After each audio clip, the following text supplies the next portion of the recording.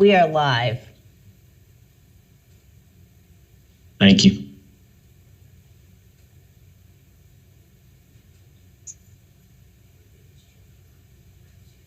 Good afternoon, everyone, and welcome to the working group of the Student Impact Measures, working group of PEPSC.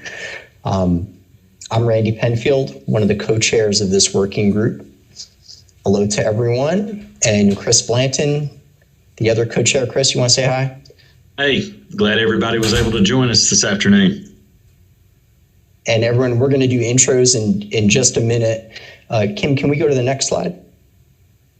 First, just to give you an overview of the agenda for today, Chris is going to walk you through setting the stage, and then we'll go through members and intros. Then we'll set some norms for our time together today, just how we're going to work together and the focus of our work.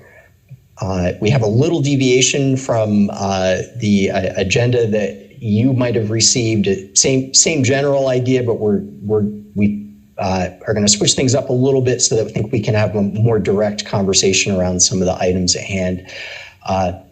And so rather than having an actual breakout groups, we're all going to stay together and discuss all the items together. And we'll be taking notes through that. And then we'll talk about next steps. Kim, thanks. Chris, over to you. All right.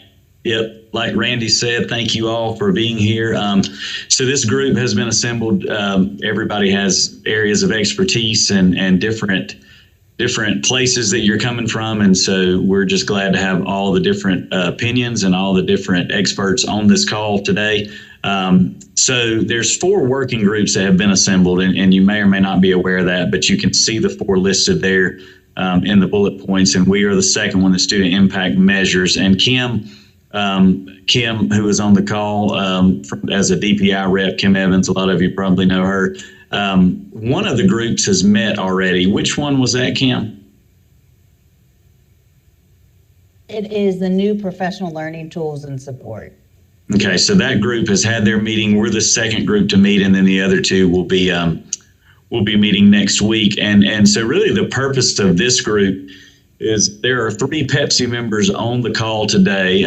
Randy, who you heard from, and then I'm on here, 3 voting PEPSC members, and Leah Carper is also on here. And so really the purpose of this group is to talk through some of the things we're going to get into in just a few minutes. And we'll ultimately make a recommendation back to the full PEPSC commission to vote and ultimately approve or not approve, I guess, which will then be the forward. And I don't know if Van has been able to join us or not. I hadn't seen him pop up on the screen. But Randy alluded to this just a minute ago. We received some updated information from Van recently. The state board is going to meet on March the 1st, and at their meeting, they would like to consider any recommendations from PEPSC, which means that the state board will need to receive their recommendations from PEPSC from the full committee by February the 17th. And so that gives us just a few weeks to do the work that we need to do in order to send that information to PEPSC so that the full board can ultimately vote on that. So again, I know that's a lot. We appreciate everybody being here. We are thankful for you. We know that this is time out of everyone's busy schedule. And so again, we just appreciate you being here. And so Kim, if you want to advance to the next slide, then we'll go through. I'll do the roll call. And if everybody, as I'm doing the roll call, if you don't mind just indicating what your position is and which organization or institution you are affiliated with, that would be wonderful. We'll start at the top. Dr. Randy Penfield, co-chair. Yeah, hey everyone, Randy Penfield, currently Dean of the School of Ed at UNC Greensboro and a member of PEPSC. I am Chris Blanton, and I am the principal at Watauga High School, and I am a co-chair on this committee also. It's our work group for the PEPSC committee. Leah Carper. Hey there, I'm Leah Carper. I'm the 2022 Burroughs Welcome Fund North Carolina Teacher of the Year, and I'm excited to be here. And I think Leah mentioned that she was driving a while ago, and so she's going to keep her camera off. We want her to be safe and safely arrive at her destination. So Brad Smith. Hey everyone, Brad Smith. I'm the Director of Assessment Accreditation at the Cato College of Education at UNC Charlotte. Thank you. Kevin Bastian. Hi everyone. I am a Research Associate Professor in the Public Policy Department at UNC Chapel Hill and the Director of the Education Policy Initiative at Carolina, or EPIC, which is a research group in public policy at UNC. Thank you. Christina O'Connor. Hi, everyone. Christina O'Connor. I'm the Assistant Dean of Educator Preparation at UNC Greensboro. Right. And Kelly Burgess.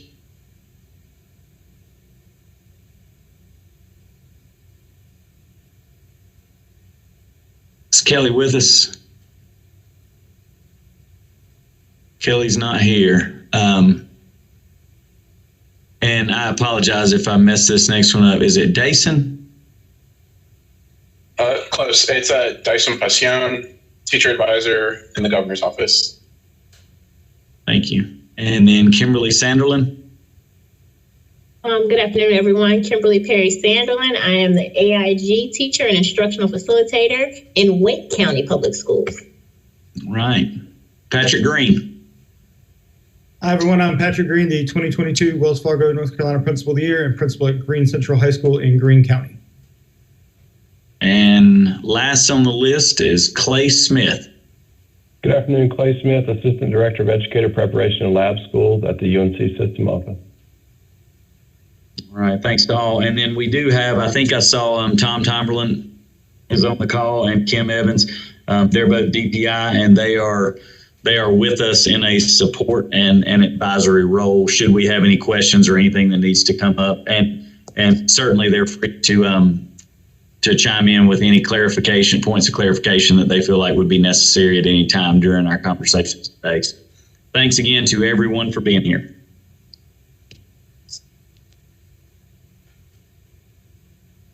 So next slide is just setting the norms. I'm not going to read these out to you. I'm going to let you read through them. We want to work well together as a group, and we're aware that we may have strong feelings about some of the items we're going to be speaking about today. And so just want to make sure we're always working together in a respectful manner.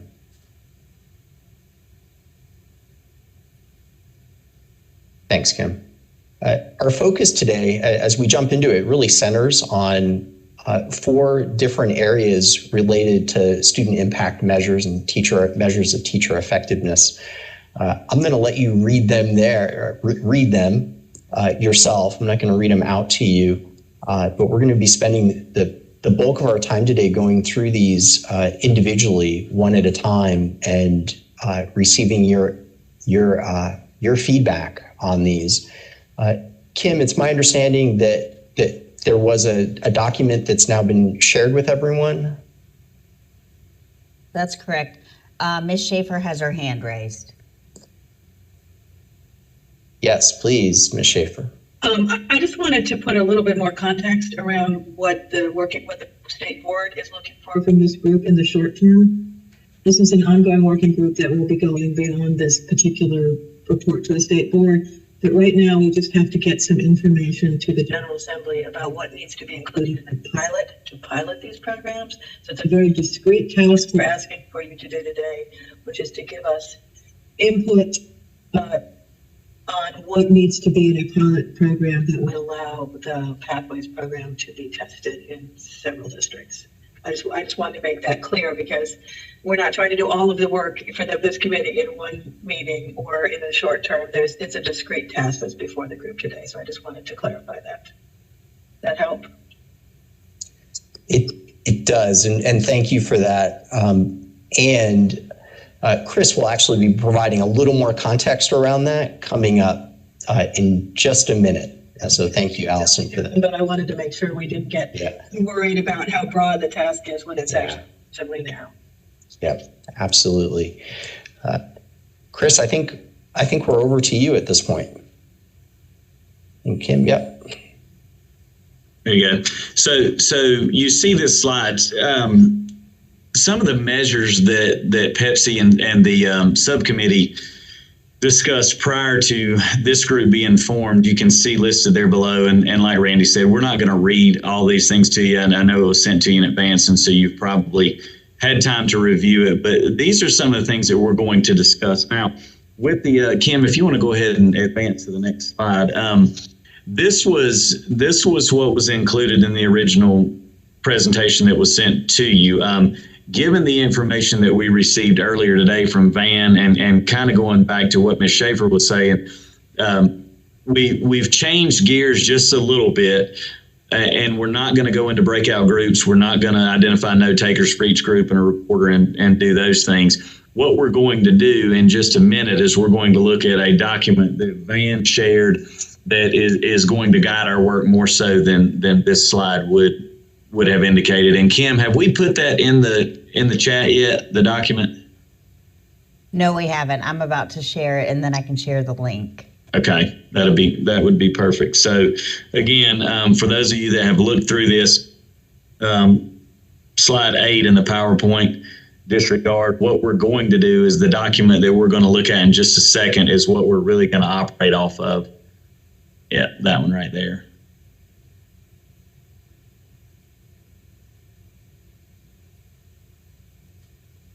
Chris, could I add on a little context to that? Absolutely. Go right ahead.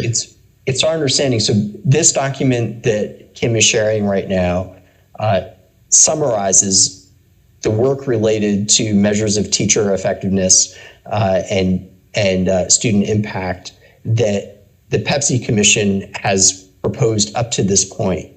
And our task today is to walk through these different components and to hear from you your input related to these. Ultimately, where we're moving is that this document will be put forth as a recommendation by PEPSC, or it won't.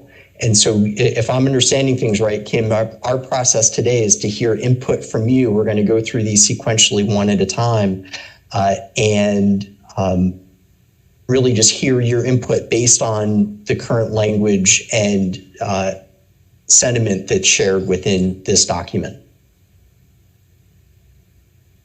And thank you for that. And that's also my understanding.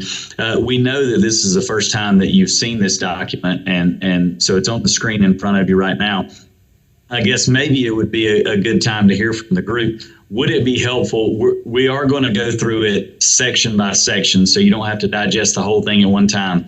Would it be helpful for everyone to take just a minute or two to read through this, or a few minutes, since this is your first time seeing it, or would you like for us to dive in?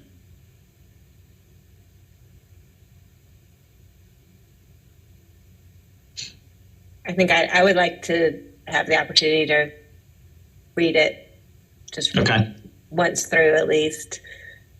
I'll tell you what, why don't we take, I have 2:48 on my screen. Why don't we take, 3 minutes or so, if maybe that's long enough. If not, feel free to let us know, because we're really here to facilitate this discussion. We want to make sure that we give you the time that you need to digest it. But again, we will go through it line by line or section by section in just a second. So take about 3 minutes.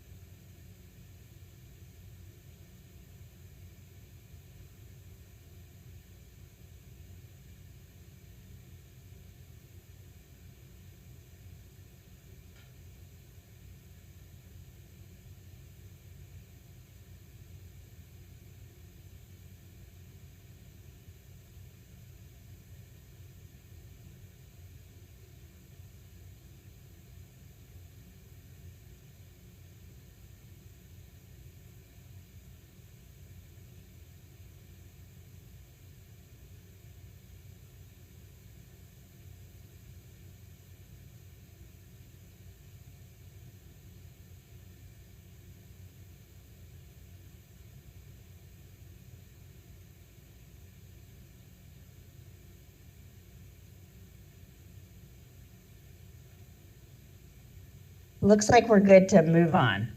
Good. All right. Thanks, everyone. All right. So we're going to go through these one at a time.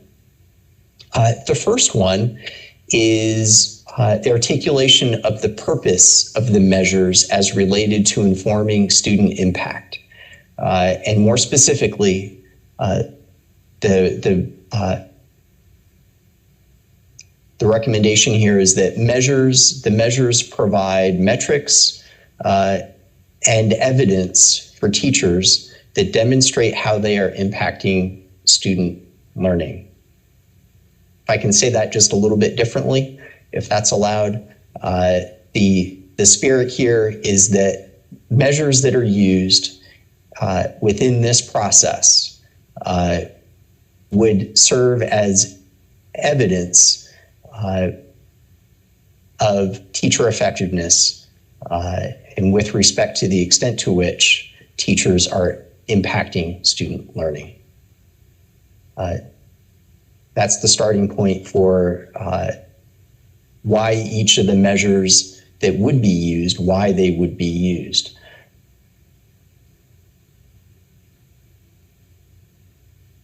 So we welcome any input. Yeah. Well, I guess I need clarification on then what is it we're being asked to articulate, because it strikes me that that's already been done here. Maybe I'm missing something. Are you in agreement, Christina? Is that what I'm hearing from you? That I guess I'm wondering if we're being asked to weigh in on whether or not this is adequate or whether we're being asked to articulate something in addition to this. I guess I just need clarification on what the task is for this group. Yeah, with regard to this item. Yeah, absolutely. So let me give this a try. So I think at this point, we're looking for your input on the sentiment and wording that's presented here. And so it could be a response that you agree and support this. It could be that you have additional context to add in. It could be concerns that you might have. I was going to note maybe a discrepancy, or obviously, Randy, you introduced it in a way, you read it and then you introduced it in a way to be broader. And I think part of your reason potentially of making it broader was, in my mind, all these measures here are not necessarily measures of student learning. Now, many of them are measures of teacher effectiveness or teaching or teacher effectiveness, but they're not necessarily all measures of student learning. And so I think, to me, that raises an immediate question, because if it's really just about student learning, many of these measures aren't about that. If it's a measure of teacher or teaching quality or effectiveness, then it's different. And many of these measures, certainly in my mind, would be represented there. Thanks, Kevin. Yep. I agree with Kevin. I think that's an excellent point, that teacher effectiveness is a better way of thinking about it than student learning. And Kim, you can probably see it on your screen. Kim is going to take notes for us for the group. Kim, we failed to say this earlier, I think. We did want them to add comments into the chat if they have things that they would like this group to note also, yes. right? Yes, okay. And I can cut and paste those and put them right into the document in a comment bubble. So that may help. That may help us keep track of things. I mean, I think it's important for us to verbalize those, but also if you could add anything that you won't remember into the comment section too, that way we'll know. Yeah, thanks for that, Chris. Yes, forgot to mention that. Christina, again, I think it might be useful to include some language in this statement regarding standards of teacher effectiveness. I'm playing in my head with the wording here, but like, I think that one thing that's important to me personally is that whatever measures are selected, because we're talking about a menu here, right? That there are different options and ways in which a teacher might demonstrate their effectiveness, that all of those measures need to demonstrate the same level of competency on a common set of standards. So, and it strikes me that what we're talking about here is the in-task standards, because that's what's referenced, right? So I think it might be helpful when we talk about articulating the purpose of the measures. The purpose of the measure is to identify a teacher's effectiveness or level of performance with regard to the standards, which then the standards are then tied to effectiveness. Kevin, are you with me on that? Like, does that get at what you were talking about with effectiveness? I think questions I start to wonder about the in-task standards, and I don't know if I have enough background here coming into this. It's just, and I feel like I'm jumping down to point 3, but the state has an evaluation system for teachers and school administrators, right? There's 5 standards for teachers, for instance. How does that current evaluation system relate to in-task? And what will that mean if in-task is to be used in some ways? What does that mean for a current evaluation system? What does that mean for what the state, to your point, I think, Christine, about a standard, the state is saying what effective teaching is? So the current state standards are mapped to in-task, and in-task standards were used in developing the current state standards. So I don't think that there's any conflict between in-task and the current state standards. So that's part A. Part B of my comment, Kevin, is that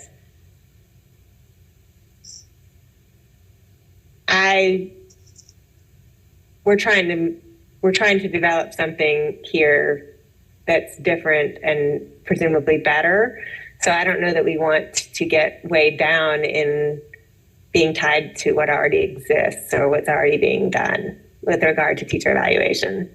So that's fair, and part of that is knowing then the level of jurisdiction that we have, I suppose. So hearing you say that is perhaps valuable.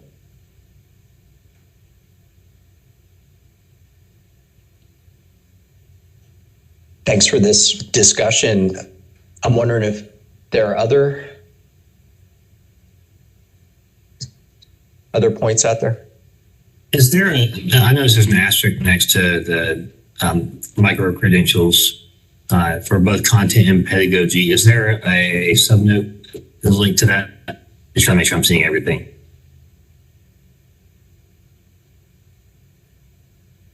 Right, that's a good point. I don't know that there is. Kim? Hey, this is Tom. I think it's only asterisk because it is not something we have currently developed.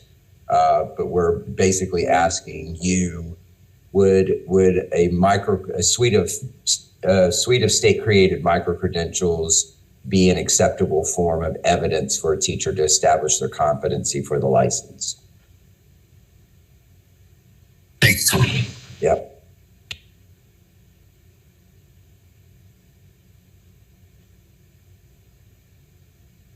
Other thoughts on section 1?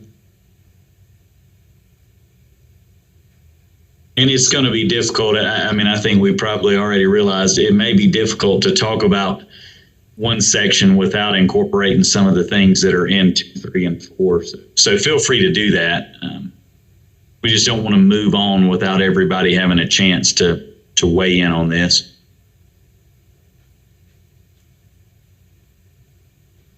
Chris, you want to move on to 2? I think so. If the group is ready, and if something comes up, if something that's discussed later on during this triggers something in your mind, and we need to go back to 1, feel free to do that also. So the second one, and this is the 2 and 3 are the meat of what we're talking about today, but we're looking at the identification of the components or a menu. And you'll notice that it's broken down into two categories, content and pedagogy.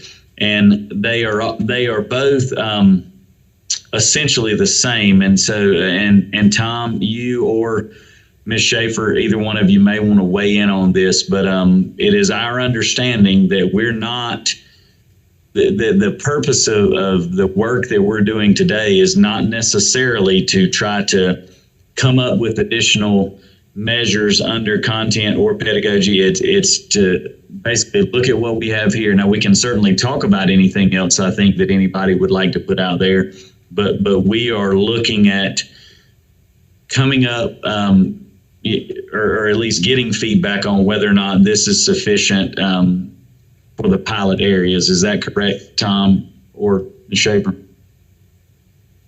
Yeah, this is Tom. I think that's right. And I think so we don't want to suggest that this is an exhaustive list. If you do have things that you think should be included in there, then we would urge you to advocate for the inclusion of V or 5, saying, yeah, there should be other things that are developed. And we want to ensure that this will be an iterative process through the course of these pilots, is to come back to you to say, what else do what are those thoughts on this? We just have to identify what things need to be put into the pilots to recommend to the General Assembly. So if you think, yeah, we should keep the practice and Pearson tests, and in addition to that, some of these other things, that's great. And you also need to tell the General Assembly we want to reserve some space for us to develop some other measures that could be piloted and implemented as part of that pilot program. Does that help? I think so. Thank you. Thoughts from the group?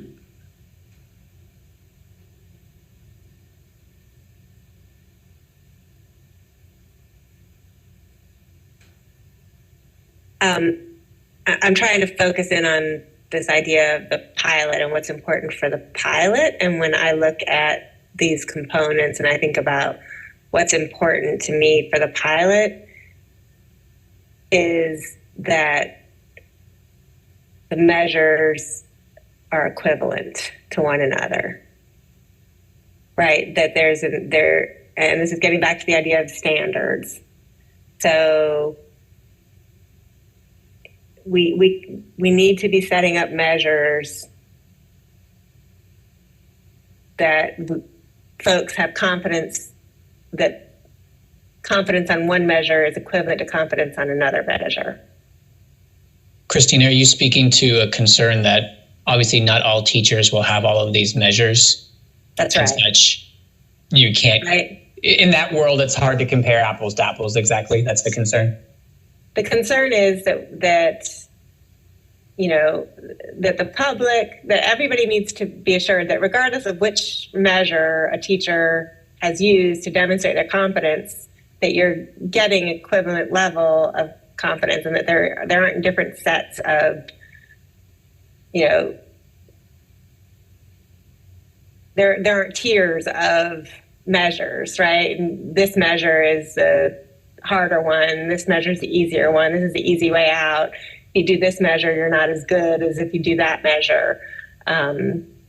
So that, regardless of which measure is used, that we can have confidence that those teachers are equally well prepared or equally competent to do the job that they're being asked to do at whatever level of licensure they are granted. So I think it's some kind of equivalence that we need to think about or establish.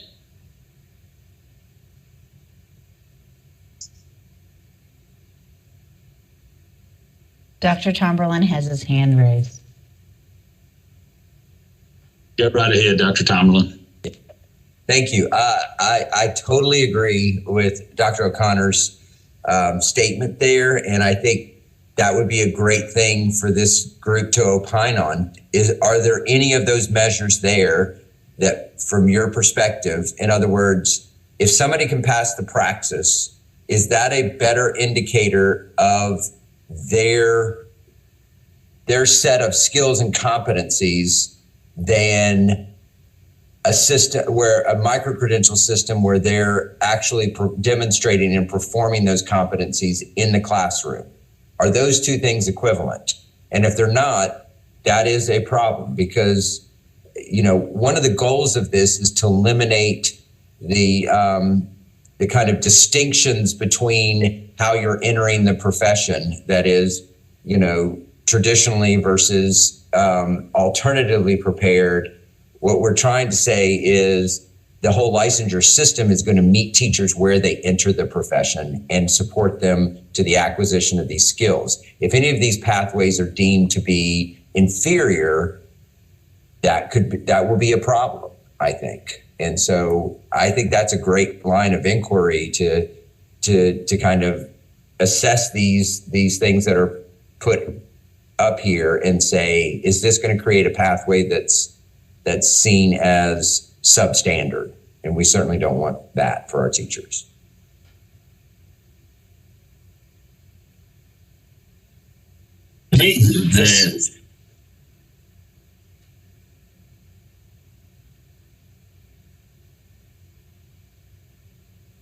I think also Mr. Smith had, or Dr. Smith had a comment, if I am seeing hands raised correctly. Thank you.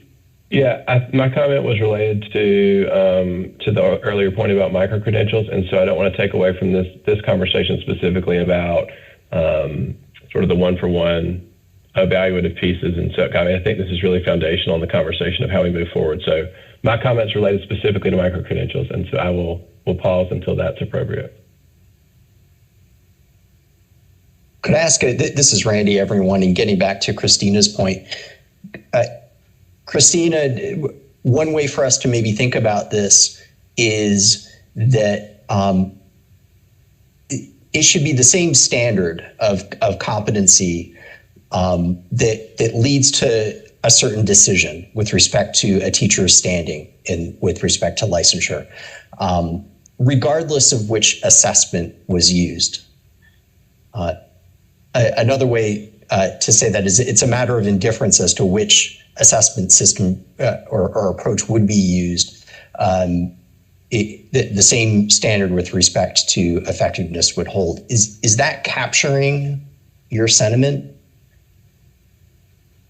Yes, I think so. When we talk about these measures, so like the measure itself has to be a valid measure of that standard, right? And so there has to be, I think, you know, if, for example, when we're going to pilot micro-credentials as a way of demonstrating effectiveness with content and or pedagogy, right? That micro-credential, and, you know, it would be very important that that micro-credentialing process, or that, you know, whatever that micro-credential looks like, that there is a high degree of confidence and validity and reliability there that demonstrates that yes, indeed, somebody who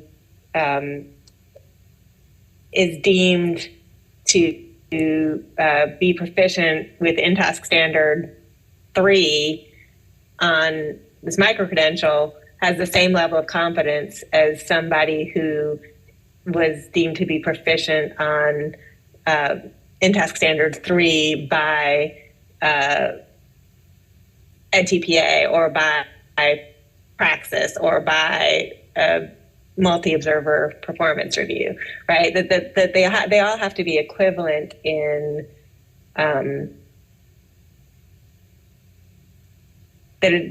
one isn't an easier way out than the others, right? To Tom's point about, we don't want a group of teachers to, you know, we don't want any parent coming and saying, well, I don't want that teacher because that teacher, you know, only did micro-credentials, or whatever it is. I think that's where my comment was headed earlier. I appreciate Christina raising that example there. And to Brad's point too, with an asterisk beside 2B2, which is micro-credentials, and Tom, you may be able to weigh in on this. Are we discussing micro-credentials conceptually and theoretically and not practically realizing that they may or may not be ready to deploy by fall for a pilot? I think I just have questions there as to how we might recommend one way or the other something that isn't in existence yet, and that we don't know sort of where the thresholds are for validity. Dr. Penfield or Mr. Blanton, do you mind if I respond to that? Yeah, please do. Okay, so my thinking on then, this is just my perception. So my perception is all of these things would be, so you're choosing the things that you think should go into the pilot, and the purpose of including them in the pilot is to determine whether the comparability that Dr. O'Connor and Dr. Smith are referring to exist for those measures. You're not saying those measures should be included regardless of whatever the outcomes from the pilot yield. We're saying, yeah, we should try that and see if it does support equivalent, if it does measure competency on the in-test standards as well as these other things. I think that's what you're deciding, because most of these things, other than the Praxis and the Pearson, we have no evidence that any of those function in the way that we're talking about, that they're equivalent measures of that underlying skill, because they've never been tested in that way. So you're basically saying, we think that should be included for the purposes of testing to provide alternate pathways to establishing competency for the license, if they demonstrate themselves to be valid and reliable instruments. Does that help? It does. Thank you for clarifying. I think there are. I think there are examples of multi-observer performance review tools that have demonstrated validity with measuring the in-task standards. So I think some of these have more evidence than others. Would be my comment about that. And it also seems to me that what I'm hearing from the group, and Tom, in response to your feedback on that, is that it's one thing to establish that valid interpretations and decisions are made based on these measures and reliable decisions and interpretations. But it's another thing, and Christina, this is I think kind of where you're going. It's a heightened level of requirement to suggest that they do it in a comparable way, right? That not only is each one on their own valid and reliable, but that as a system, they can be used in such a way such that they, regardless of which one you use, it's the same standard with respect to teacher effectiveness. Christina, is that, I don't want to read too much into what you're saying. No, I think that's helpful. I certainly appreciate your bringing the lens of your expertise onto this, Randy, in terms of measurement and so forth. Yeah, it's helpful.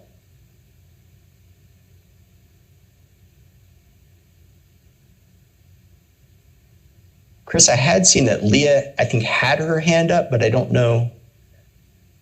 I did. I spoke with Empowering Teacher Learning, which is a program at Appalachian State University that is a micro-credential program where they talk with, they help support teachers completing their micro-credentials. And what was cool that I learned from them was that a micro-credential isn't like an online course. There's it almost feels like they're like doing a task for national boards. Like it is a full process. And that was something I didn't understand about micro-credentials at all until I read the report from DPI and then talked to people about it. When we're looking at all of these measurements, these tools, when I think about micro-credentials for competency and content and pedagogies, I do think that if they're created correctly, that they could be a great measurement tool. We just have to talk to people who are doing it and go from there. I love the idea, and I think Dyson just said it, we're piloting these. And so this is our way to validate whether or not these measures are equivalent. And so like I was caught up in, is this equal? But what's equal for one of my students is not equal for another one of my students. And the same thing with teachers, right? Like we have to think about, we're working with people who have different competencies, different skills, and we just want them to show that they can be effective. And so I'm excited about the opportunity to pilot them so we can see, does this all line up? If any of that makes sense. It does. Thank you for that. Other thoughts? Chris, I want to make sure we recognize, I don't remember who, I'm going back through the chat, the issue of equity here. And that as measures are determined, the issues of equity be considered. And I'm just scrolling through the chat. If anyone knows where it came up, I don't remember who mentioned that. It was Clay's comment. Was it Clay? I mentioned that, yes, sir. And I think Leah just touched on it as well, which was, equity across student experiences, equity across classrooms, across schools, and across, location as well, and just ensuring that whatever we decide or discuss is equitable in the sense of teachers realizing that the environment in which they teach may or may not may change based on or the way in which they're evaluated may change based on the environment in which they teach. And so I think Leah spoke to that concern just then, which was realizing that there are differences between each individual. So I also would like to add, I think in the spirit of piloting, yes, I think it's beneficial to be more flexible as opposed to less flexible. So for what that's worth.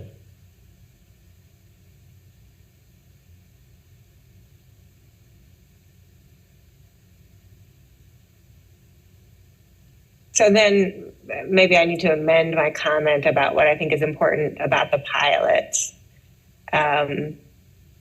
So what is important is that the pilot have the capacity to establish whether or not the different tools or measures, to the extent to which those tools or measures are equivalent in assessing teachers' level of competency or performance or effectiveness, whatever word we decide to use there.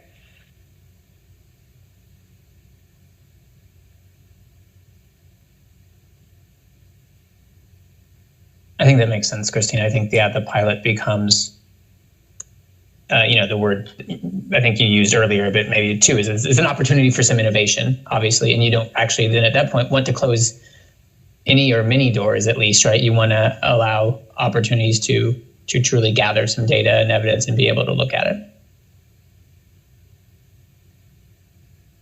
Which I think is where the flexibility would come in. Tom, I do have I'm glad you guys are in here. I have a question just as a point of clarification. So it's my understanding that after this work group, after everything is finished here and it goes back to PEPSC for the full vote, if we as voting members of PEPSC vote to approve this, then the four measures that are outlined in here, both for content and pedagogy, along with some flexibility in 5, is what we would be agreeing to, right? So if we say that this is that we're approving this for the pilot, then we're saying that the pilot's going to use 1, 2, 3, 4, and then 5 gives flexibility. Am I understanding all of that correctly? And if so, I mean, it might be important for the group to know and understand that.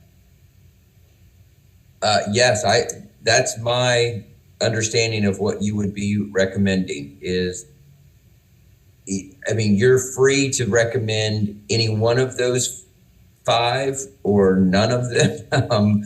None of them would be a tough choice, but yeah, that's you're making that formal recommendation out of this working group to the full body of PEPSC, who will vote then kind of an up or down on the entirety of the model. Yeah. So are there thoughts? We've heard a little about 1 and 2. I guess I'm a little surprised that we hadn't heard anything about EVOS at this point. Are there thoughts on 3 or 4 under content and pedagogy? I guess I have a question that may relate to that. And this might be, I'm not a measurement expert in the same way that you might be, Randy. So this might be a question that starts with you. You know, I appreciate this point that Christina started with around, like, at some relative approximation, these measures have to be viewed comparably for use in decision making. But how would we go about really establishing, some sort of community of individuals and stakeholders here, really establishing that comparability, that, you know, what would be some ways in which that's going to get answered? Because that's just, I feel like that's a relevant question. I don't know if it's a relevant question sort of immediately to kicking it off in the pilot, but it seems like it's going to be a question then that would be quite important pretty soon.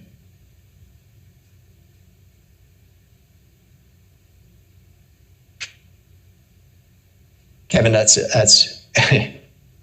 yeah, that's interesting.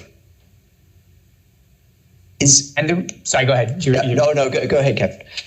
Well, I mean, I guess the reason I said it then in response to the comment about EVOS is, you know, wondering whether, you know, what is the basis of fact? What are we holding as solid and unmoving in a situation where we're trying to equate things, right? Like, what's fixed? What do we trust? Do we trust something more? I guess that's what I'm wondering, right? And that gets me to EVOS a little bit.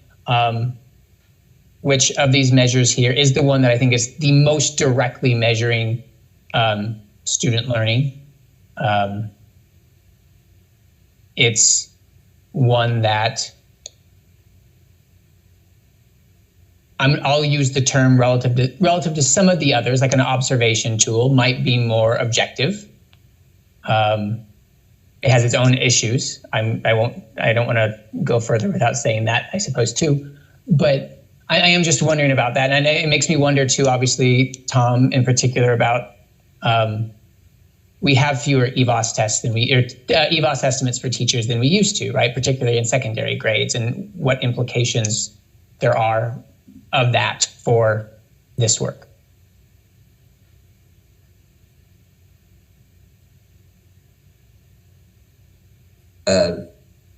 Dr. Penfield, would you like me to respond? Yeah, please feel free. This is a great question, Kevin. And, my sense of it is, the only thing that we have that I'm hesitant to say it this way. I don't want to couch EVOS as the objective truth, but it's the only objective measure we have to say, hey, given these different pathways, do we see and decisions from those paths of establishing your competency, do we see similar outcomes on EVOS for those? So I guess in a sense, you'd have to, at least for the purposes of the study, you'd have to assign people to different pathways that we know are going to have EVOS measures, and then look at those outcomes relative to those pathways. That's the only way but again, I'm not the guy that's going to set up this. I hope we'll have a whole lot of smarter people looking at how we would crack this nut. But if you're going to kind of force my hand on that, that's the only way that I could see we could do that. You right away got a problem because you've got huge swaths of the teaching population for whom you can't do that. You've got whole categories, whole licensure areas, right, for whom you're not ever going to have EVAS data. So, I think that's a non-starter. You can't rely just on EVAS to be the way you determine whether or not something is. There's going to have to be something else.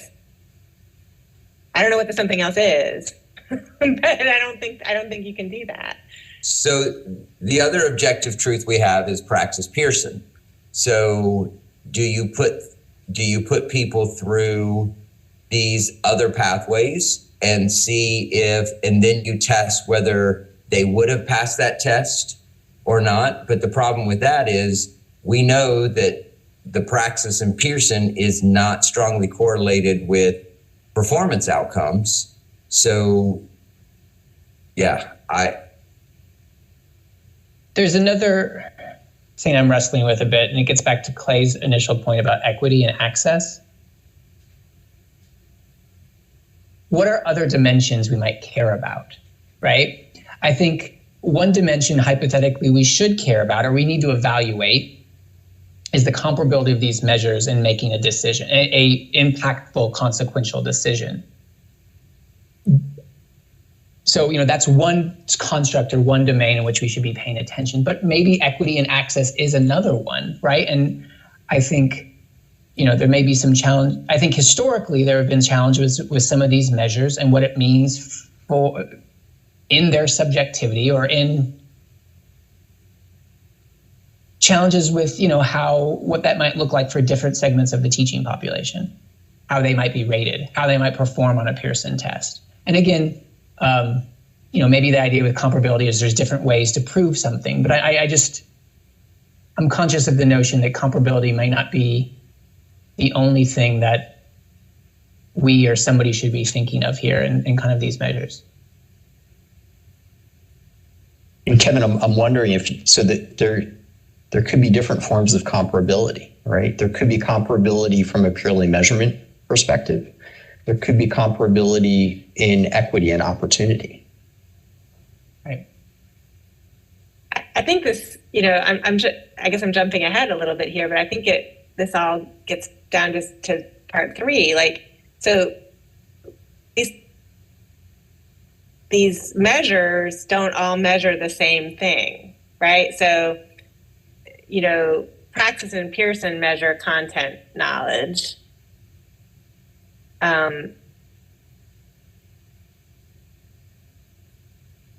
They, in one way, right? These other things like micro-credentials could be a way to demonstrate, but they're not.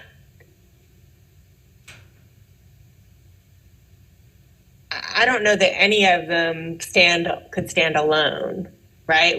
In terms of you've got a set of in-task standards, right? The learning progressions, you've got 10 standards.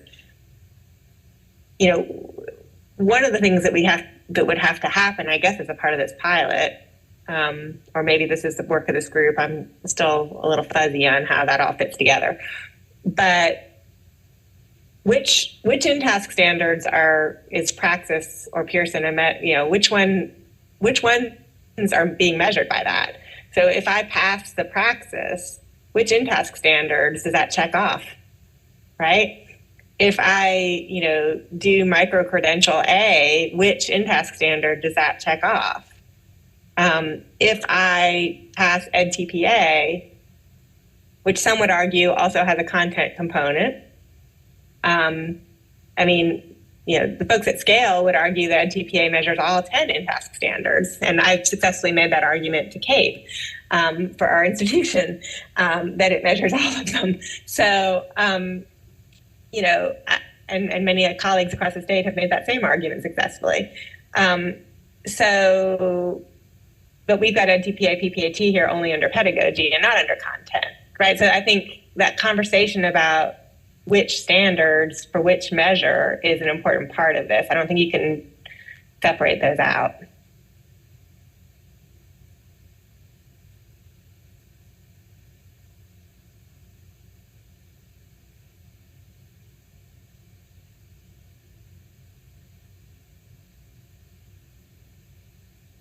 it strikes me there's a chronology, or there could be a chronology to some of these measures. And how does that intersect with decision making? By which I mean a Praxis or a Pearson or an EdTPA for a majority of individuals are going to happen as they finish an educator prep program early in their career. Maybe even before, even before they enter teaching, right? Whereas some of these other tools, like EVOS, you certainly have to actually be teaching to have an EVOS estimate. Is there anything here to be thinking about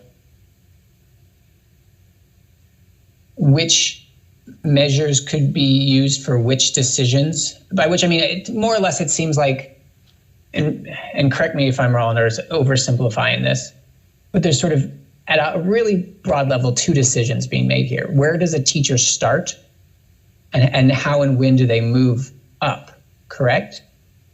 Is there something about these different measures that suit them better to be used for one of those decisions than another? I think that's a really great point, Kevin. I was thinking along those lines, and the one that stands out most to me is the multi-observer performance review, because there's already performance reviews that are going to happen naturally as part of the teacher performance evaluation cycle. And so does that become sort of just thinking out loud, does that become the last ditch effort to prove one's effectiveness, right? So let's say that teacher struggles with Praxis, doesn't do or doesn't want to do the micro-credential, is it well, we can always come back and look at a performance review and observations from others if the first two are not met. That the timing is important, I guess is what I'm getting at. I think that's a good point.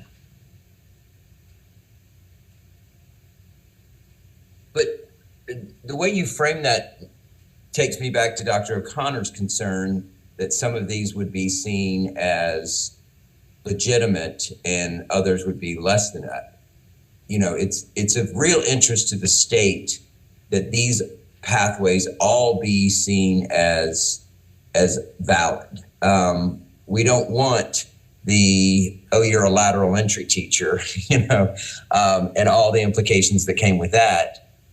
What we really want is people to have confidence that, you did it that way, we want everybody, whatever path everyone goes down, they consider that to be the best path for them, and every other path that others went down, holy cow, how did you do that? I could never have done that.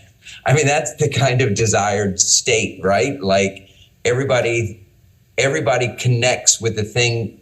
Like, I'm a great test taker. I was not a particularly great teacher, but I can knock the bottom out of any test. And I look at people who, I would likely look at someone who did a micro-credential or performance review and say, holy cow, how did you swing that? I just had to do the test. That's kind of the outcome. From everybody's perspective, every other pathway is harder than the one they decided to go down. To me, that would be the perfect scenario. I agree. That's the point, right? Is to eliminate the barriers that people are experiencing. That's what we're trying to create, this equity, right? Like this was easy for you, but this was more doable for me. I wholeheartedly agree with you.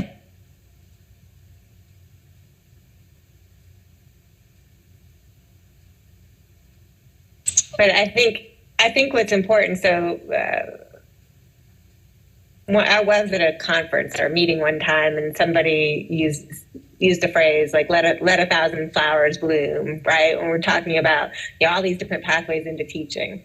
And I think that in one sense, that's what we're doing here, is we're trying to, whatever flower you are, we want to let you bloom, right? Bloom wherever you are. But we have to be careful that we're not saying, but only this set of flowers is going to get measured in this way, or there's only accountability if you're this kind of flower. So all the flowers, no matter where they're blooming or what kind of flowers they all have to be held to that same standard. They all have to not not be measured in this necessarily in the same way, but end up in, you know, in the same, I think we're agreeing. I think that there needs to not be a perception that one path is easier for everybody, right? You know, or that the one pathway has more barriers than another either, right? Like that's personal perspective though, right? Like that's in their mind. Individual people, yes, but collectively not, right? Yeah. So yes, individually I might think, oh, well, that's easier because that might fit my style better. Like, that's okay if I personally think that one way, like Tom was saying, like, you know, but what we don't want is for it to be collectively like, oh, you don't want to go that route. That's the hard way to do it. You want to do this way because it's easier. So, right? Sorry, Christina. I was just going to say, I'm struck by,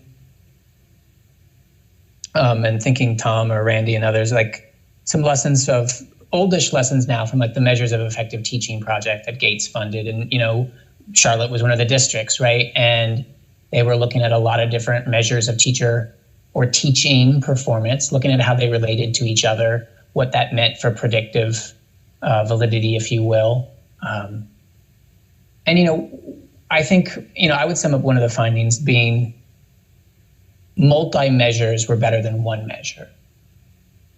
Now, while we have multiple measures here, we're actually talking about any one of them being sufficient, right? So like, and I'm not sure, I wonder about that, right? By which I mean, it's a point of the pilot. And I suppose the point of the pilot is to sort of assess whether any one of them, standing on its own leg, you know, one thing could really stand in and be equivalent for any of the others, right? But I do wonder about a strategy where, you know, a teachers need to prove it. I mean, not with all four, not with all five, but I wonder if there's something to the strength of this when teachers have two things to prove it, right? I don't know. I'm just sort of thinking out loud, but I am, end of the day, I think I have worries that these will really, if there's a decent way to assess objectively, you know, again, whether EVOS was that benchmark or not, right? But if there's some way to assess objectively these measures, I think I do worry that they're going to perform consistently. I think some would probably could stand up better than the others. I mean, the proof is in implementation. How well something gets implemented will go a long way towards whether, you know, they sort of hold up as being fairly comparable. But I worry they won't. Well, the devil's in the details, and the implementation is really key. I have to agree with you on that, Kevin. I don't know that, I mean, I guess I think inherently there would have to be multiple measures here, though, because I don't know, with the possible, there's a couple of so I'm looking at license 3, all 10 standards, at least at the proficient level. So you can't possibly demonstrate all 10 in-task standards by passing the praxis. I don't see how that's possible. So, you know, so at some level, in order to demonstrate all 10 standards, you would have to have more than one measure. Like you can't show all 10 standards even with EVOS data, I wouldn't think.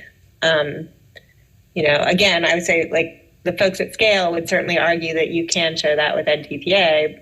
You know, I'm sure there's debate about that. Maybe with a performance review, a multi-observer performance review, you could conceivably demonstrate all 10 standards at the proficient level. Maybe with a series of micro-credentials, if you had enough micro-credentials stacked up, you could possibly demonstrate all 10. But it seems much more likely to me that you're going to have a combination of measures that will add up to the demonstrating proficiency with all 10. Which I think I appreciate that point, Christina. And I think that does get me back to my earlier wondering around how different measures here, those we see and those who could be in sort of in the other category down the road, will intersect perhaps with different points of 3A through 3E, right? That some of these measures will be more relevant to certain license entry points or sort of moving up points than others, perhaps. I don't know, but they certainly might be. Kevin, on that point, I see, Tom, you have your hand up, and Chris, I didn't want to go out of my lane here. I know we're past halftime, and we have 2 other items. I'll be quick.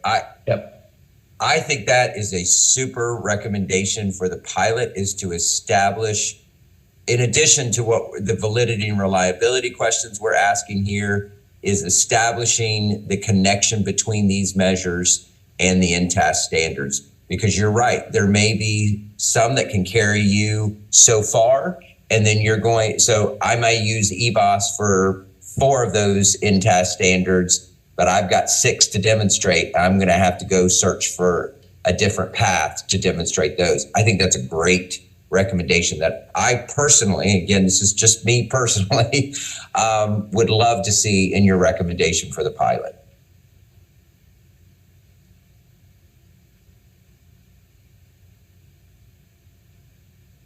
Chris, what do you think? Can we move on?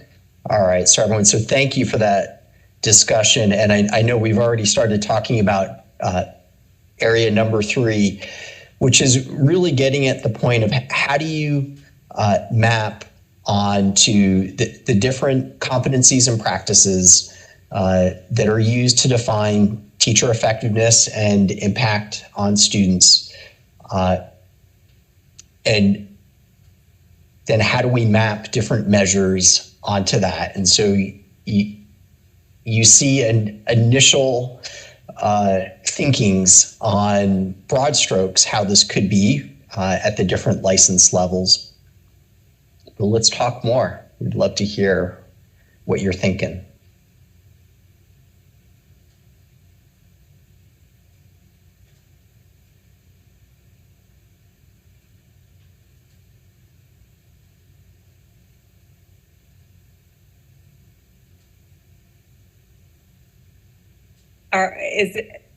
Am I understanding this correctly, that as this is written right now, that the pilot would determine which standards and or at what level of competence somebody would qualify for a license 1 and a license 2? Or is that something that we would determine prior to the pilot? Tom, could you speak to that? Yeah, I think it's a great question, Dr. O'Connor, and we were thinking about this. We thought you'd have to determine. So basically, the pilot has to take folks where they are in the licensure process and translate them into this new process. And I think that in itself is going to be part of how we pilot this.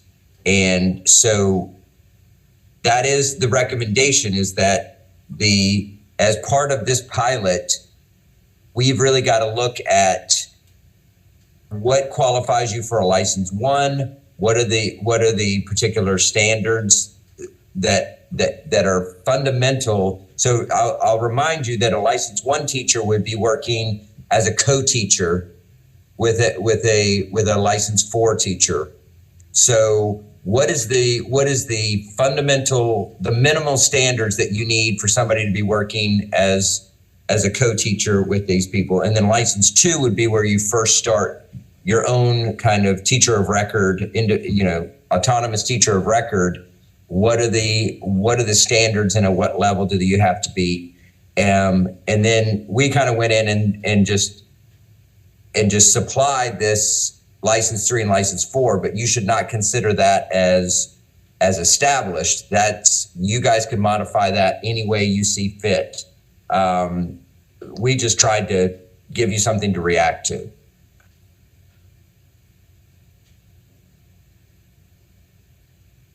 Thank you for that clarification. I'll just go ahead and go on record and say that I think I have no problem with the license 3. I think all 10 standards at the proficient level is appropriate for license 3. So I'll go on record with that one. I think that's fine. I don't think.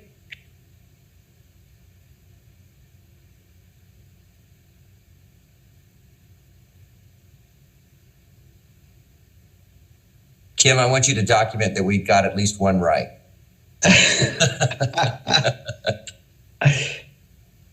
Well, from Christina O'Connor's perspective, I certainly don't speak for anyone besides myself.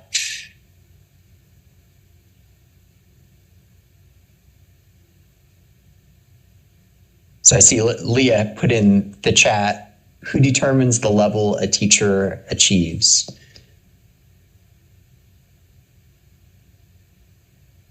Lee, would you like to elaborate on that?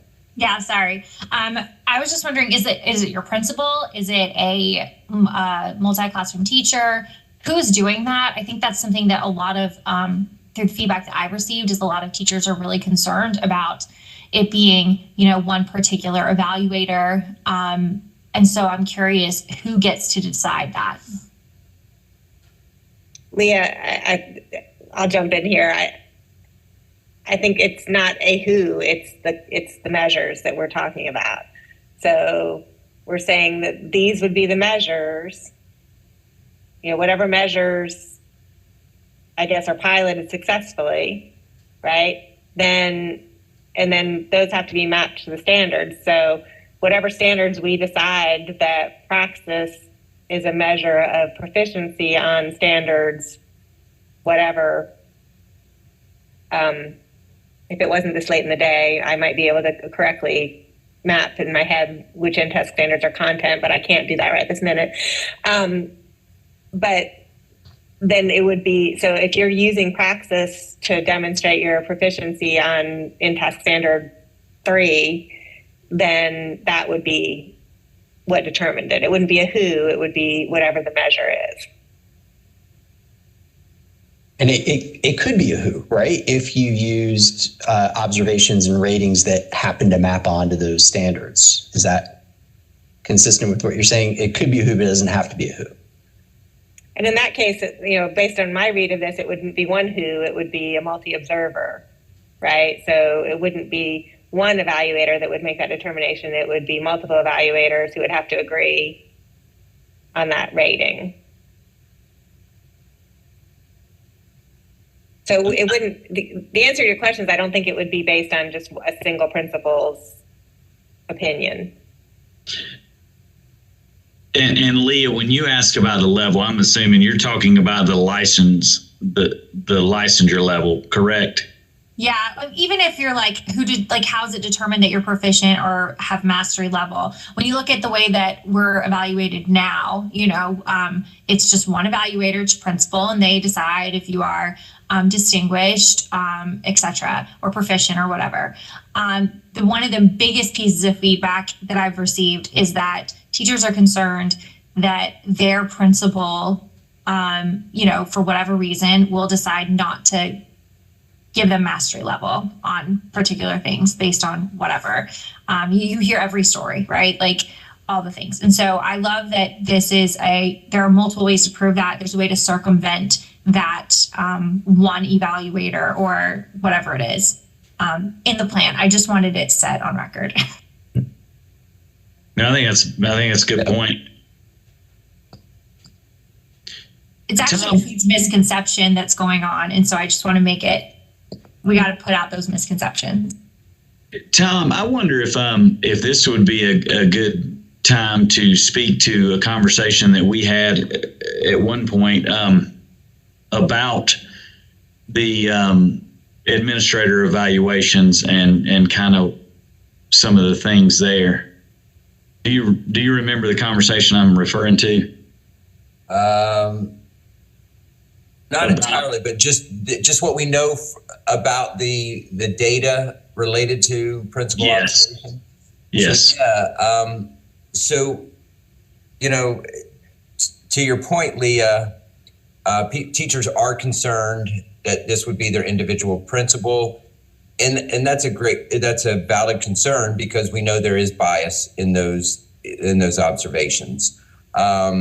What's really interesting about this is 98.5% of our teachers are evaluated at proficient or higher, and the majority of teachers are evaluated at the accomplished level. So it's one of those cases where 98.5% are going to be fine, but everybody believes they're the 1.5%. So 100% of the teaching force believes they're in the 1.5%. That's so true. Yes. So, but I mean, it's still a problem on the high end. Like if we used principal observation, everybody would be a licensed 3 or higher teacher. So you've got, I mean, I think the idea that you're going to have in the pilot, at least in the planning stages of this piloting, you're going to have to look at all the data we have on everybody to see if those data sources can help us identify where teachers would land, kind of leaving that that principal observation out of the equation, at least initially, and see if we can determine based on things like Praxis and EdTPA and or EVOS, can we perhaps situate people initially? And if we can't, part of that might be seeing if we can do that through the multi-observer performance review, see if that can help us situate folks. But I think that's going to be really a huge part of this pilot, is really putting people in the correct buckets, at least initially, to set off the progression. You know, what are the expectations and the progressions? So Tom, you were hitting at that, and this was a question I had, and apologies if this has sort of been stated elsewhere and I haven't seen it. When does the sorting and sort of the placement take place? By which I mean, is that something that the state during the pilot collects a year's worth of data on before actually putting teachers in any level, and then puts teachers in levels? Or, I mean, it seems like that would be a possibility. Or is it that, like, with existing data, like if this pilot starts in the fall, right, with existing data from the 21-22 and 22-23 school years, that teachers are being initially placed into a level as the pilot starts, essentially? Yeah, so there have been lots of conversations about what it means to start the piloting in the 23-24 school year. And my sense on this is we can call it a start, but a lot of what we would be doing is kind of socializing those districts that are selected to participate in the initial pilot to what this whole thing is, really having those conversations, and perhaps assessing the teachers and how they would fall into these buckets, so that the actual piloting of the measures can take place in 24-25, so that we're and the outcomes related to teachers going through those different pathways or different measures could be validated. That's kind of how I'm seeing it, but I can't definitively give you an answer right now. But at least for 23-24, I think a whole lot of communication and foundation laying is going to be the essence of the pilot. I don't think we can jump right into this saying we're going to get really good. If we don't set the proper framework for this, I don't think we're going to get good results. I think there's got to be a substantial amount of kind of orientation to what we're trying to accomplish.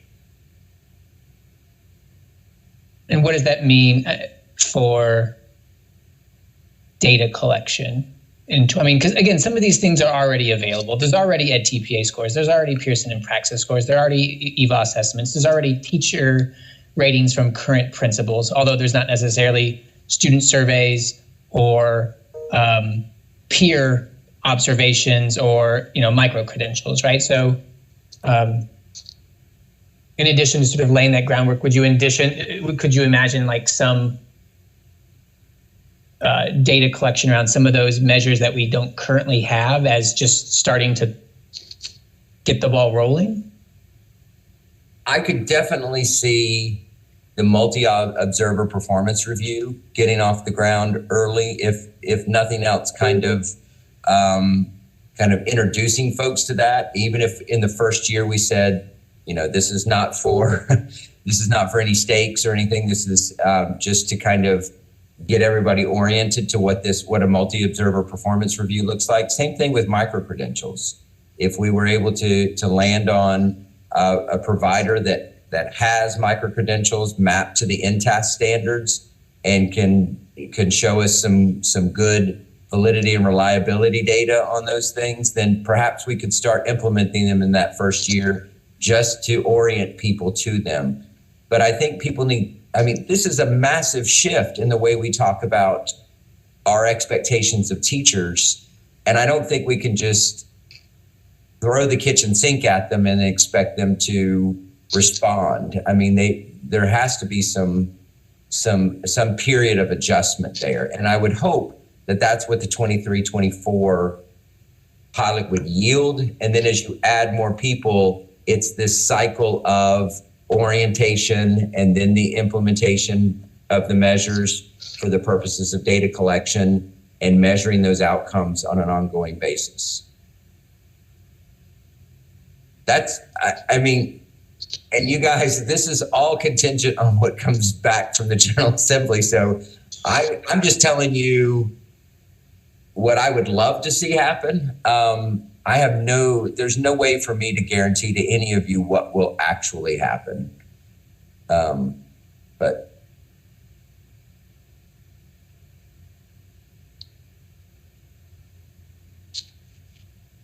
thanks, Tom.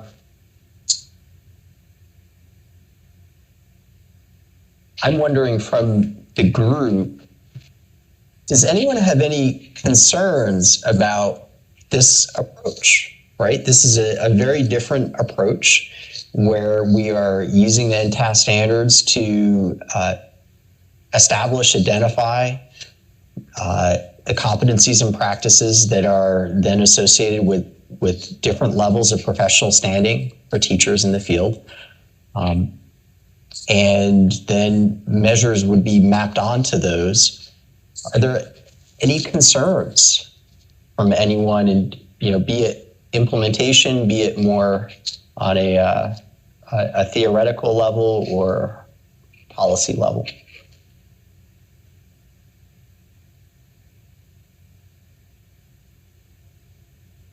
Or equity?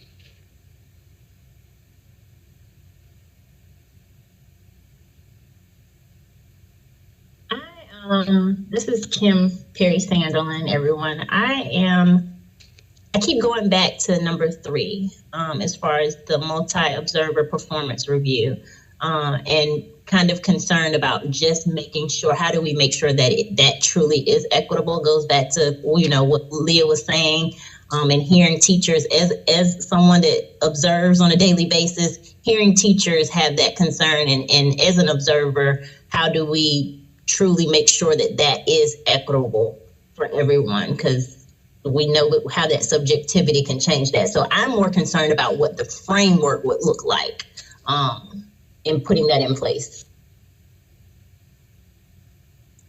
Thanks for that. And when you say the framework for that particular mode of measurement of assessment? So if we're piloting it, I always think about pilots as a time to calibrate and make sure that it's done right. So that framework of how it should be done, which means, what do rubrics look like? How will it be done at each school or site? Yeah. Thanks, Kimberly.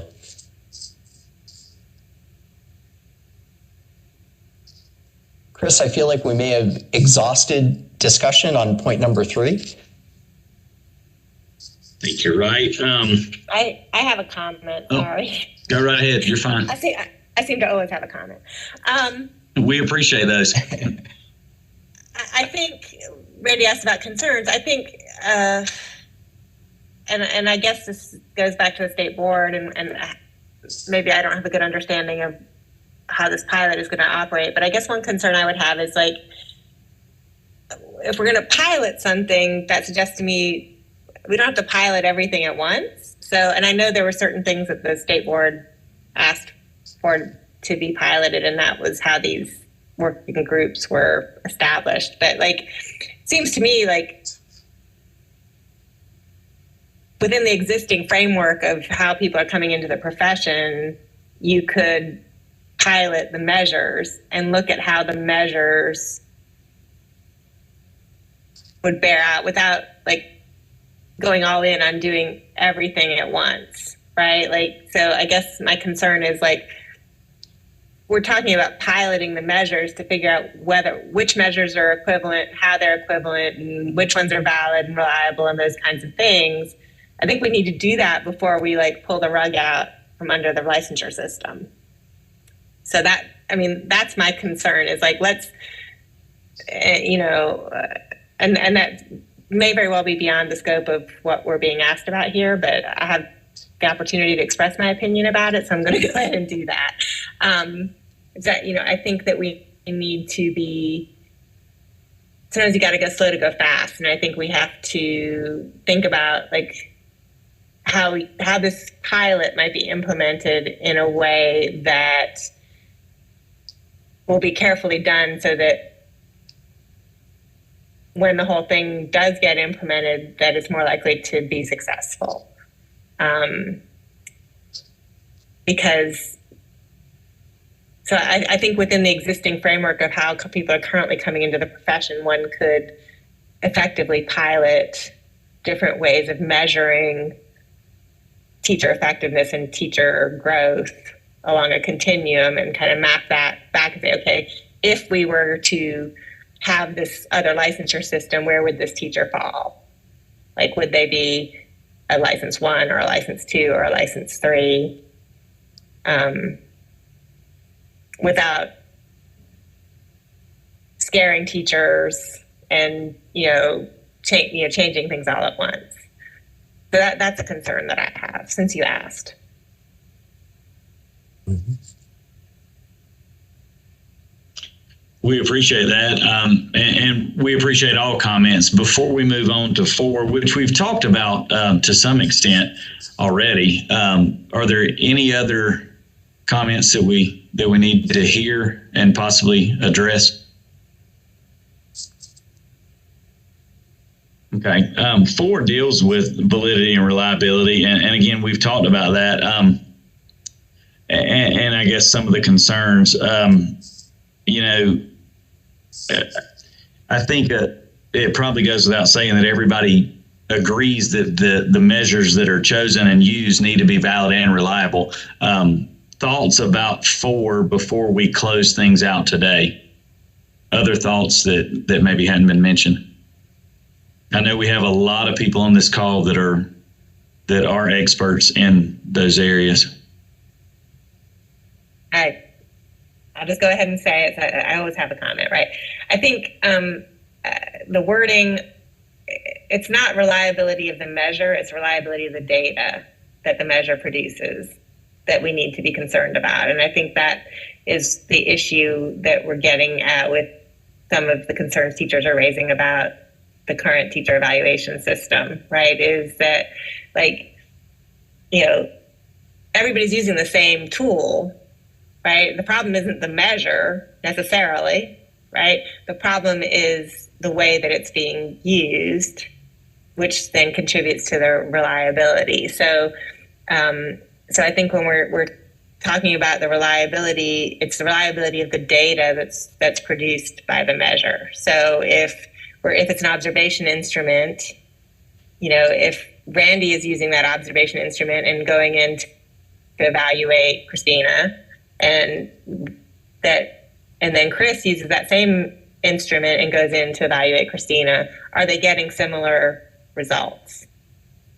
And that's not necessarily a function. I mean, the quality of the tool contributes to that, but it's not 100% responsible for that. So there's other things that have to be in place, training, and so forth, to ensure that the data that comes from the measure is reliable.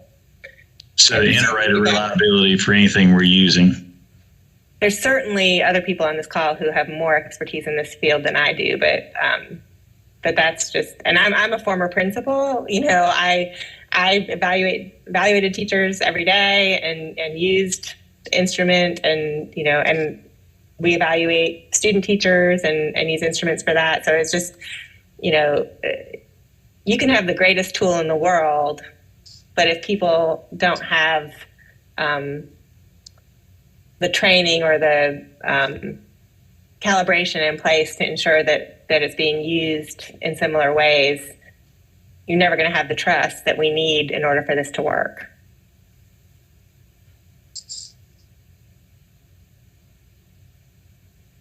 Dr. Penfield,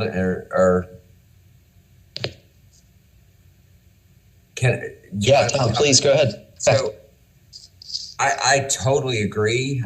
What's disappointing for me is we did this calibration work in CMS, and we got our principles very well calibrated in the academic exercise of calibration. But in the practical application of evaluating teachers, we saw remarkable recidivism. So they went right back to the ways that they conducted their evaluations. So I don't know what it is, but there's something there that is exerting pressure on principals. And my assumption is it's the signal of the evaluation process itself. The signal is employment. The noise is improvement. So yes, we did. We absolutely did. We had multiple raters. Yes. So I think that's, and I'm not trying to, I am in no way trying to disparage principals at all. I think the problem we're having is that principals recognize that their evaluation is not about growth and improvement, it's about continued employment. And we need a way to separate that signal from the signal of, I want to keep you, but I need you to do these things to improve your practice.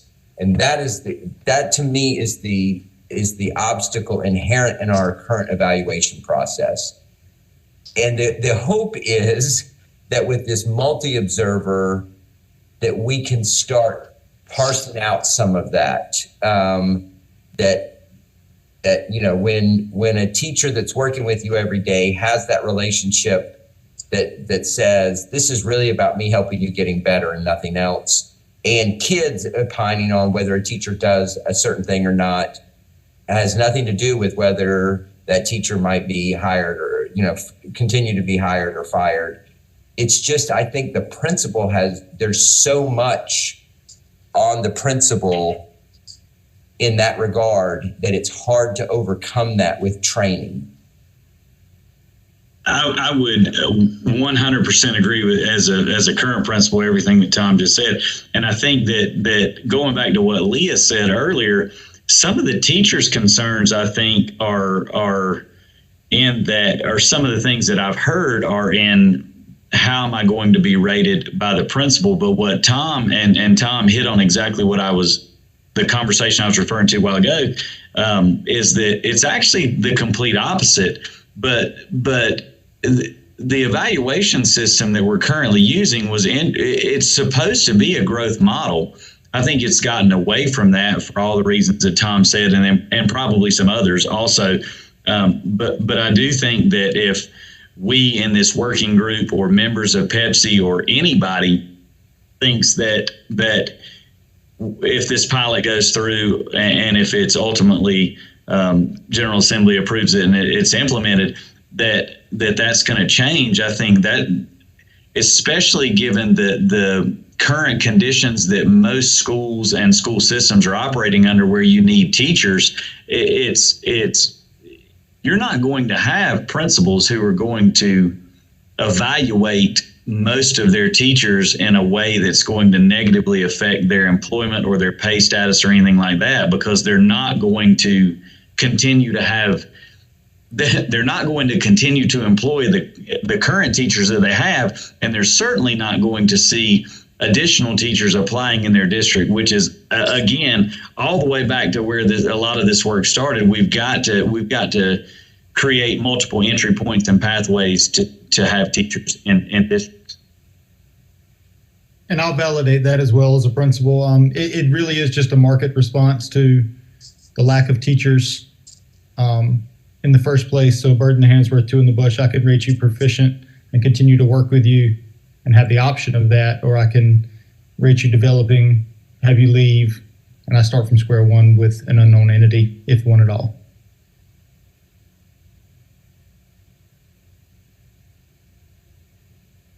Patrick, thanks for that feedback. Some of this then starts to intersect with what Tom expressed as a hope, but what Tom cannot guarantee, of course, is what are the actual objectives and aims and goals of the pilot, right?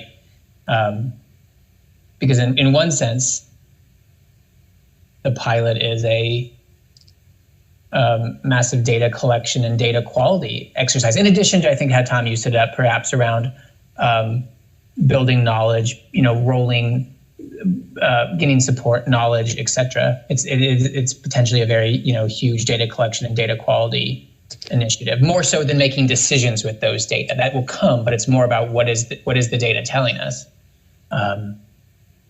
So, I mean, again, I just think what we're talking about as measures is in very much related to what the goals of this pilot will be.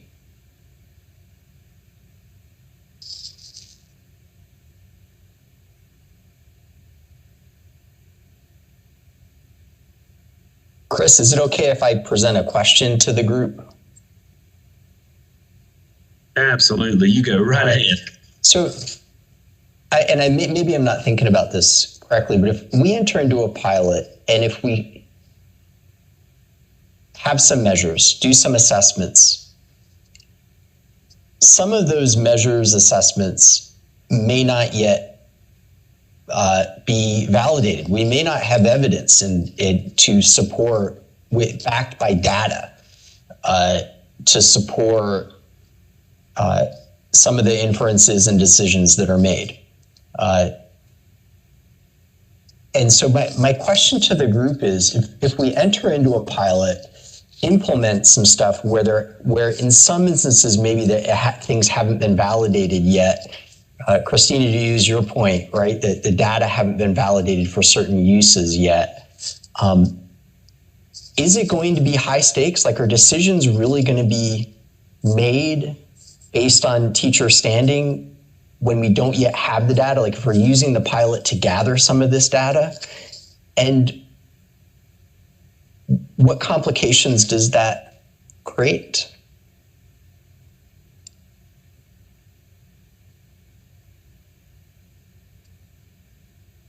And Tom, I open that up to you too. I was going to say, you said that much better than I think that I did, but that was the concern that I was trying to raise, right? Do we need to pilot all of this at the same time, right? Shouldn't we get the measures right first before we start changing the way we license teachers and the way we pay teachers? And so that was exactly you just said it much better than I did. No, and I'm sorry, Christina, I didn't put that together that we were thinking about it. I'm sorry. So my thought on this is no pilot's going to work. Well, one, what we're proposing in terms of salaries, when we look at this, it's an increase in salary for virtually every teacher that would enter this model. You could you could recommend something like just base the license on years of experience initially. And those teachers are still going to appreciate a salary increase. And then you use these measures to kind of, you test these measures to see if they're sufficient to help teachers move from one level to the next. I think that would get us out of the problem of having to reclass teachers based on criteria that we may not be confident in. And I'm going back to principal observation and even EVOS, that there's just not the resonance there among the teaching force that those are valid measures for that purpose. So you could use what they know, which is right now years of experience. That's driving the compensation system. So just bucket them that way and see if these measures prove to be successful in helping them advance. I think that would be a great recommendation. Yeah. But then, Tom, so you're saying, and I think we're all dancing around this question now too, which is good, of like, how does the pilot start? What are the objectives of it? What does it mean for putting teachers into licensure categories? Are teachers in categories early on, or do we have to have data over multiple years and then put teachers in categories? And you're suggesting a scenario where categories could be assigned based on measures that are, sort of currently used for pay, right?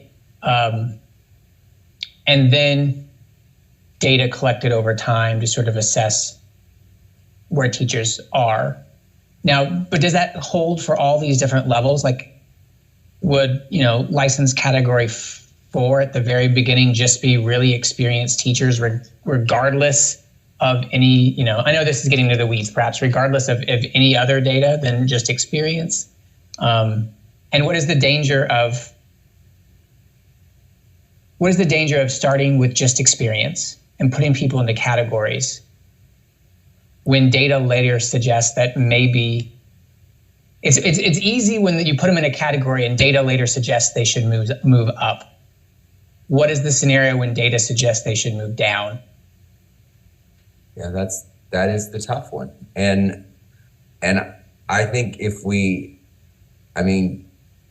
based on the evidence we have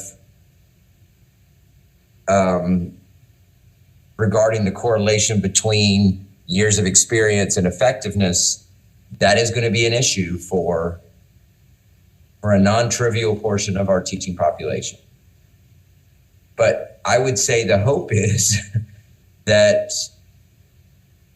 the pilot is going to help them appreciate that problem maybe exists for them and give them time to respond to it in a positive way from for a future state where this is the system that we have. I don't think there's any way to get around the fact that there are some 20-year experienced teachers that may not be as effective as we would hope they would be in the classroom. And that's going to be a reality. But the other reality is we're going to surface from some 4-year teachers that are absolutely extraordinary and should be appreciating compensation that is commensurate with that effectiveness. This knife cuts both ways, and I can't, there's no way to deny that. I mean, I get it that teachers need a pay raise, right?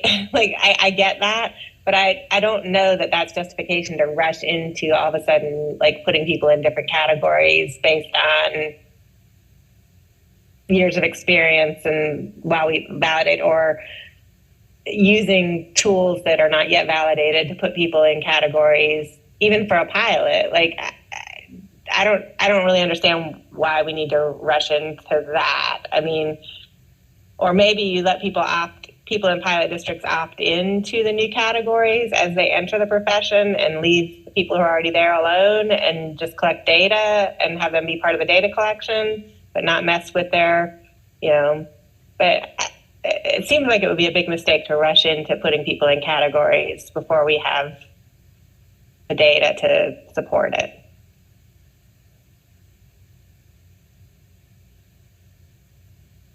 Well, as always, we're open to your recommendations. we recommend this pilot to the state board. Yeah, so Christina, coming back real quick to ask a question, because you brought it up a couple of times, this idea of like, rather than collect data on everybody, although you could, or rather than put everybody into a category, you're sort of suggesting in whatever districts are in the pilot, take the new teachers to those districts and start to collect data, and only focus on, perhaps only focus on data collection, or certainly only focus on license level assignment on new teachers, by which I mean you probably either mean exclusively beginning teachers, like first year teachers, or teachers new to the district who don't necessarily have to have 0 years of experience. Is that what you're meaning? No, so I'm thinking out loud here, Kevin. So, I'm sure I haven't been entirely clear. So, I think what I'm suggesting is, first of all, that we could separate data collection from categories entirely. So there's nothing in my head that says we can't collect data using these measures on people, whether we're calling them emergency license or a permit to teach teacher, or a license 1 teacher, or a license 2 teacher, like whatever we're calling them, we could still collect data. And you could collect data on teachers who've been teaching for 25 years and have a continuing license in the pilot districts without actually changing what you're calling their license. So I guess I'm separating the two things. I'm separating the data collection from the categorization and saying, why don't we collect data first using these tools and see where would Kevin fall if we were implementing this new system using these data collection tools? How would Kevin fall? Would he fall as a license 3 teacher, as a license 1 teacher, as a license 4 teacher? We're not putting that label on Kevin right now, right? I'm suggesting that you could potentially, if you wanted to pilot the new categories as well, maybe allow that to be an opt-in for some teachers to opt into that and also collect data. I'm not suggesting you limit the data collection to only the teachers who are coming in new or only the teachers who opt in, because that would not give us enough data to make good decisions. So maybe, like I said, I'm kind of thinking out loud, and so my thinking is probably becoming clearer as we're discussing it, but that's what I'm suggesting. It's sort of what we do in high stakes testing, where while we're giving a real assessment, we're also embedding pilot items along, and those pilot items don't get included in the scoring of that person's final test score. They're embedded in there so we can determine how they're working.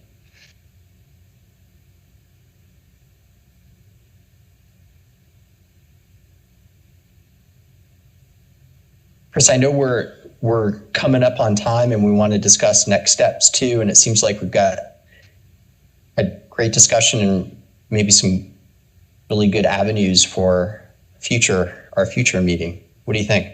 Yeah, I think so. And I guess one question I was going to have for Kim, I know we talked at the beginning about comments being put in the chat so that we could keep up with things. I don't know that I saw that happen. I think most people were so engaged in the conversation, and really a lot of what was being said was probably much more in depth than you could capture in a chat box anyway. And so I guess my question is, Kim, do we have a lot of this discussion documented? Because I do think that it's going to be valuable for me and for Randy, and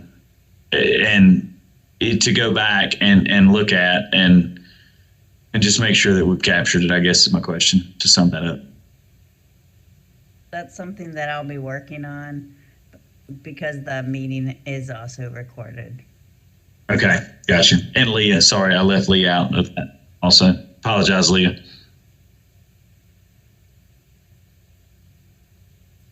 I'm good. I do think, I guess at this point, we probably do need to talk about the next steps, when the next meeting is going to be. And because we have to get, we need to get that. I'm just looking back at some of the notes that Van sent today. We need to get that recommendation in. They have to receive the recommendation from PEPSC by February the 17th. And so we need to complete our work prior to that date.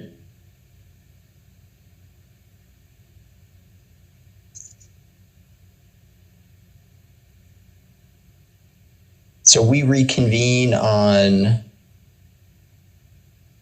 who's got that date? It is Kim may have it right off the top of her head, but I'm looking at my calendar. February 9th, it looks February like. 9th. Yeah.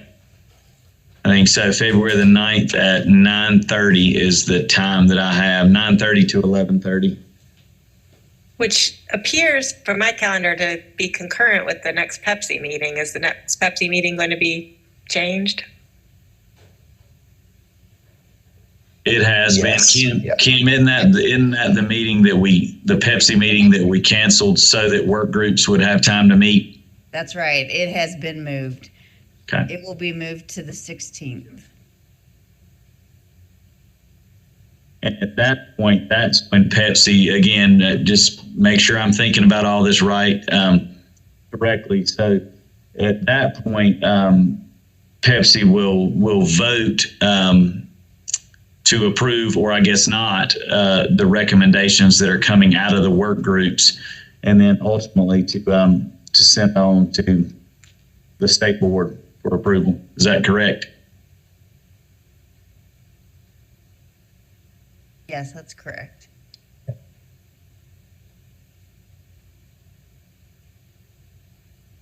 All right. Well, I will say that I have thoroughly enjoyed the time. I know it's been a long discussion, but been awfully helpful for me. I've been taking notes. I know Kim is going to help us organize all of these thoughts too. But thanks to everyone. I know it's 2 hours out of your day. Important work that we're doing, and I am honored to be a part of this working group, and I look forward to our time back together on February the 9th. Yep, and I'll echo all of Chris's comments. It's been a great discussion, really interesting, and super grateful for all of your time. We know y'all have many other things you could be doing right now. All right, with that, can we sign off? Kim, are we good? We are good. We're good. Thank you, everyone. Thanks, everyone.